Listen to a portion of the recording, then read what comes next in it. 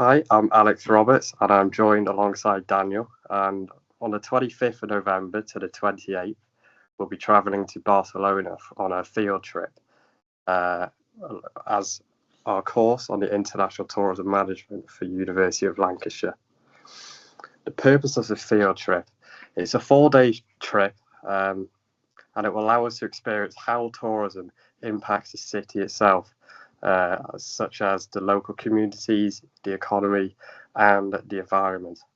We'll be visiting key attractions around Barcelona uh, using the Barcelona Explorer Pass. And we'll evaluate at these different attractions how Barcelona manages these visitor experiences, the sustainability around the city, and the cultural preservation. Here's our timeline for the field trip. So on day one, we'll be heading to the Camp Nou. We'll analyse how the football club of Barcelona attracts global visitors and how they boost the economy through merchandise and the football heritage.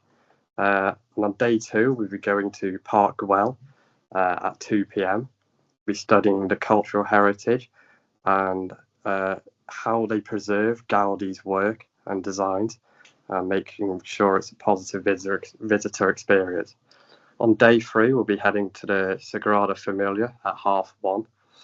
We'll be investigating the religious tourism and the accessibility around the attraction, and how they manage the crowds in the area, as this is one of the most popular places among tourists. And on day four, we'll be heading to the Barcelona Aquarium. We'll explore the marine conservation and family experiences and how Barcelona manages this. And I would like to hand this over to Daniel to further explain.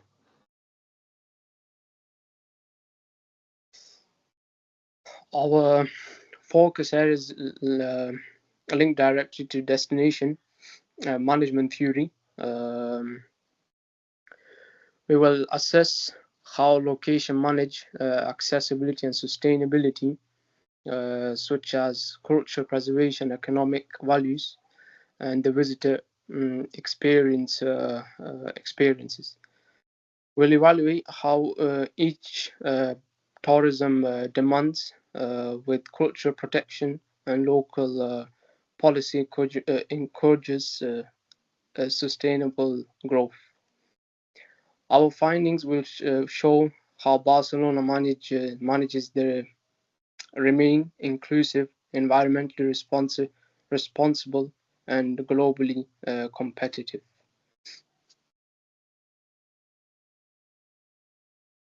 This is what we hope to gain. We will able to apply destination management theory, actual tourism situations with the aid of the field trip. We will anticipate the learning of more about the Barcelona maintains accessibility and economics while striking the Barcelona between visitor demand and culture and sustainability.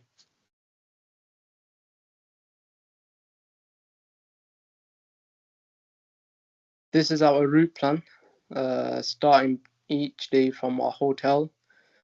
The route minimizes travel time between the attractions, reducing our carbon footprint.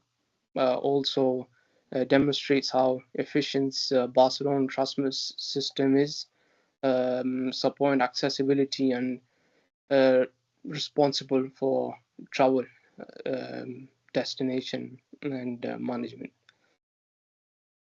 And this is our reference list, and thank you for listening. With our field trip plan completed, we travel to Barcelona to experience a destination firsthand. What follows is our full analysis of the city's tourism landscape, exploring visitor management, cultural heritage, sustainability, accessibility, and the realities of over-tourism. Welcome to my Barcelona field trip vlog for international tourism management. Over the next few days, I explored how tourism is managed across one of Europe's most visited destinations. This trip combines real observations with destination management theory, looking accessibility and the visitor experience.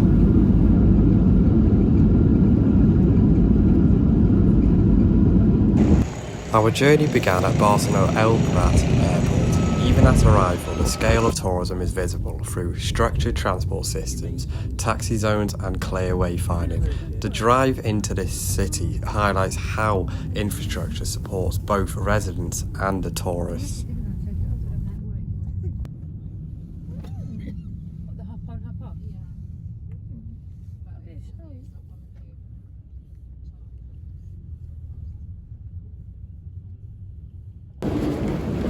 The area around our hotel blended the local life with the tourism activity. The area around our hotel was called La Boqueria, an incredible Barcelona market that illustrates authentic space evolution due to visitor demand. This lively, traditional charm mix attracts both local vendors and international tourists, showcasing a dynamic interplay. Throughout our visit, we used a Barcelona Explorer Pass, which gave us access to key attractions and helped structure our movement around the city. We also used Barcelona's metro system, which is essential for sustainable mobility, fast, affordable, and widely used by both locals and visitors. The ticket machine was relatively easy to use. You could select an option in English, select a single ticket, and for £2.40 you could go anywhere you wanted in Barcelona.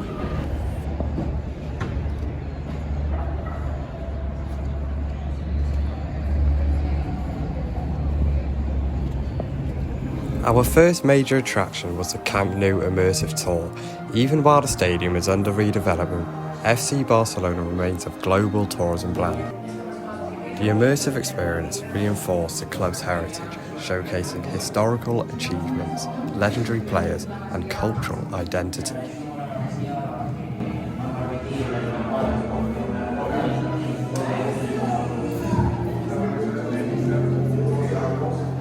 As a major sports tourism site, Camp Nou generates significant economic value, from museum tickets to merchandising. The layout of the immersive tour uses interactive displays and themed rooms to guide visitors through a controlled experience, reducing congestion while maintaining engagement.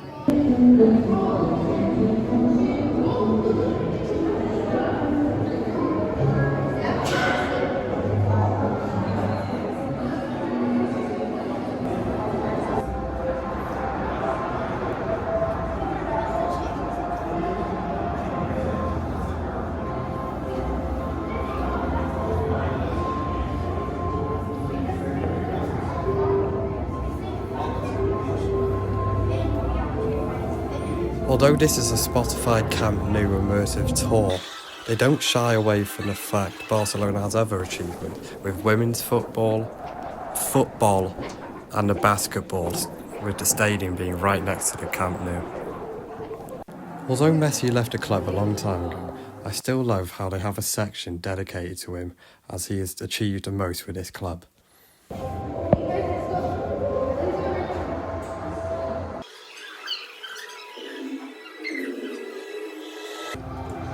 This 360 experience was a highlight of the tour for me, as it showed all Barcelona's achievements as well as some of their downfalls, but overall captures what Barcelona is all about. Seeing Messi's awards, the club's historic trophies and the plan for the future stadium demonstrates how sport functions as both entertainment and cultural capital.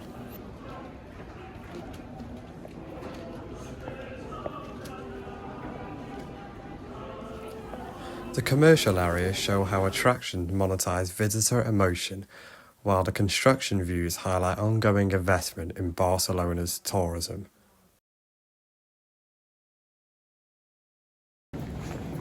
Day 2 focused on exploring Barcelona's urban heritage. The Gothic quarters' narrow medieval streets are beautiful, but face significant tourism pressure. These areas were never designed for high visitor numbers, linking directly to the concept of carrying capacity.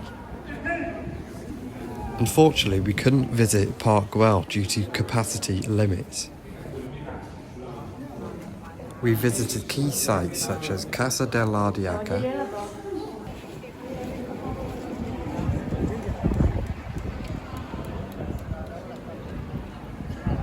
Barcelona Cathedral,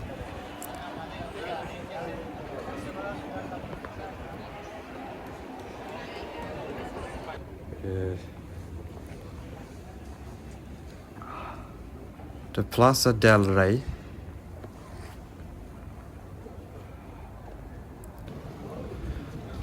and the Santa Maria del Mar. These spaces reveal the city's deep cultural history, but also the challenge of managing foot traffic, noise, and overcrowding.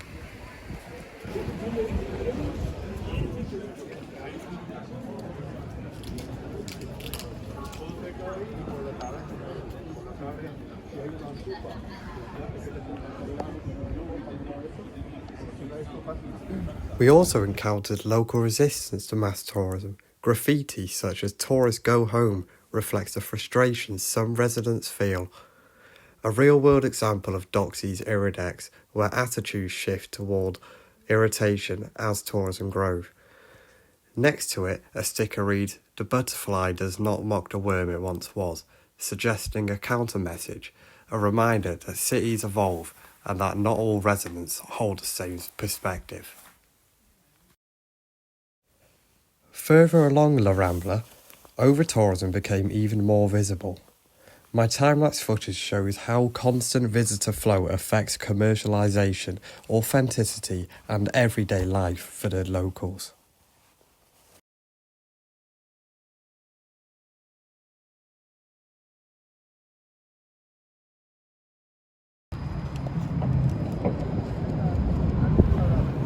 As we approached the marina, tourism evolved, turning more relaxed with waterfront spaces featuring public art and open views. Sculptures such as the lobster and nearby architectural elements demonstrate how the city uses design to boost its coastal identity and attract visitors.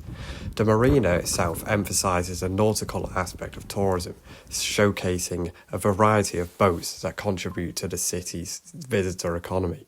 Furthermore, Barcelona promotes sustainable mobility through bike stations around the area. At Barcelona Beach, diversity thrives, with a wide promenade, sandy space, and scene views, fostering community interaction and well-being. These coastal areas adapt their tourism offer through urban planning, recreation, and accessible outdoor spaces. Day 3 took us to the Sagrada Familia, one of Barcelona's most iconic attractions and a major centre for religious and cultural tourism. Even approaching the basilica, the scale of the structure and the number of visitors highlight its global appeal. The exterior facades combine religious symbolism with Gaudi's architectural style, creating a unique visitor experience before you even enter the building. Ongoing construction remains a defining feature of the site. This shows how heritage destinations must balance preservation, visitor access, and long-term planning.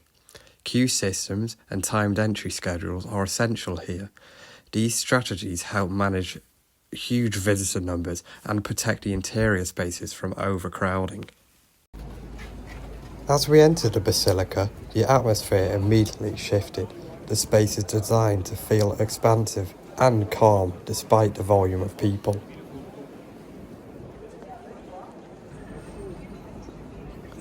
The stained glass windows are central to the experience. Gaudi used colour and light deliberately, creating different moods across the interior.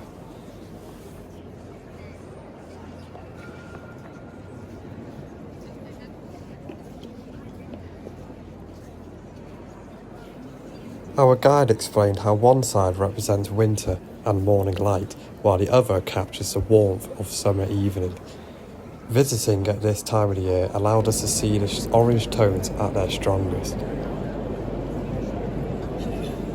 From the centre, the scale of the columns and the height of the ceiling create a sense of immersion.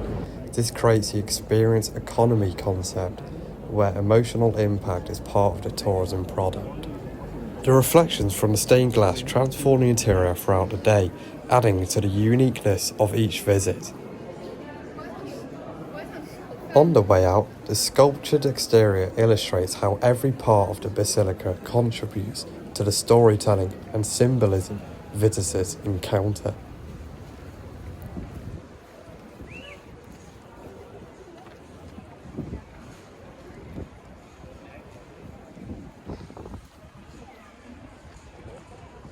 Accessibility is well integrated. Ramps and wide pathways ensure that visitors with mobility needs can navigate the attraction, reflecting the social model of disability where the environment adapts to the individual. The museum below the basilica provides additional educational value and continues this accessible design. The museum helps contextualize Gaudi's vision, construction techniques and the long-term development plan of the project. Yeah.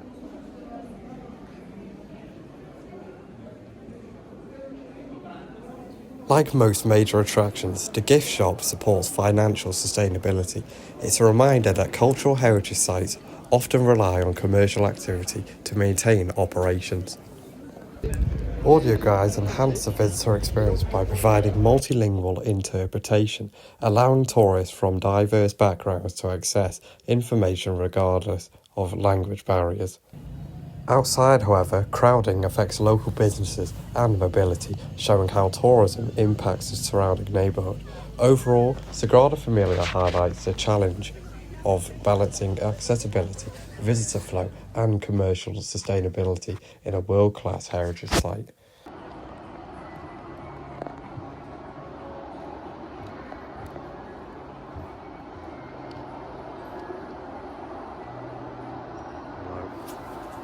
On day 4, the final day, we visited the Barcelona Aquarium, a major family attraction combining education, conservation and entertainment. The ramp entrance sets up a structured visitor route leading into an immersive children's show that introduces themes of marine life and environmental awareness.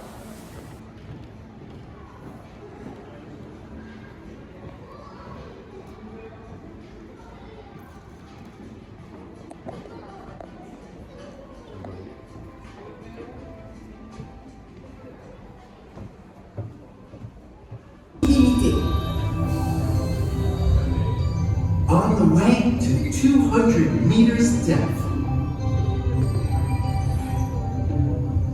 ¡Wow! ¡Un pez luna! ¡Mireu! ¿Sabíais que el nombre científico del pez luna es mola mola? The aquarium uses a numbered sequence of tanks to guide visitors through a structured route. Early tanks show smaller species, while areas like the El Laboratorio del Mar highlight research and marine preservation, including newborn fish.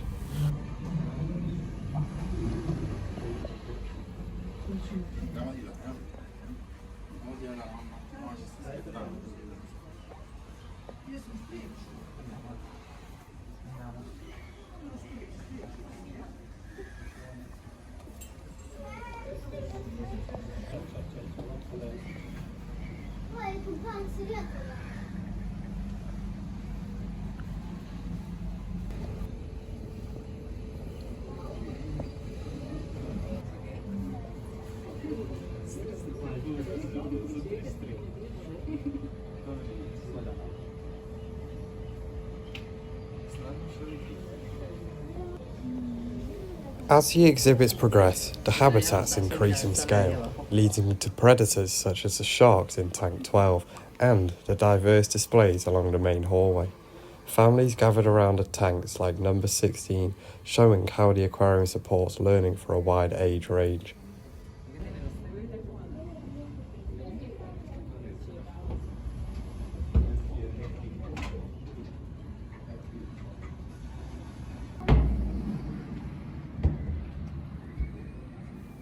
The highlight of the visit is the underwater tunnel. Visitors stand or ride along a slow conveyor belt which controls movement and prevents crowding while allowing everyone an uninterrupted view. This design enhances the immersive effect. Sharks, rays and fish pass overhead, creating a memorable emotional experience that reflects the principles of the experience economy.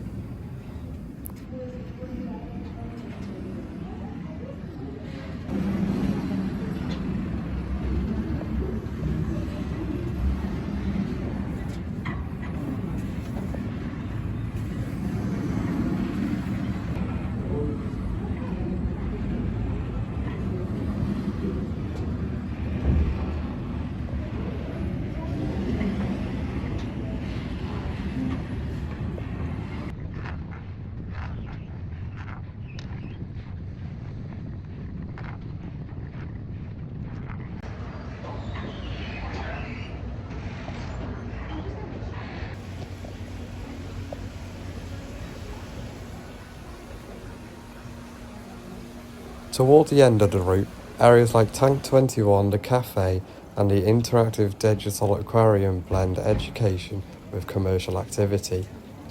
The interactive zone, where children create virtual fish and watch them swim on the screen, shows how technology enhances learning and engagement in modern tourism attractions. This field trip has helped me connect the theories we study with real destinations, experiencing over-tourism, accessibility design, crowd management and heritage preservation in Barcelona made the academic concepts far more meaningful. Seeing how different neighbourhoods responded to tourism gave me a clearer understanding of carrying capacity, destination planning and resident attitudes in practice. The trip also highlighted the social side of tourism. Spending time with classmates outside the university environment strengthened communication, teamwork, and confidence.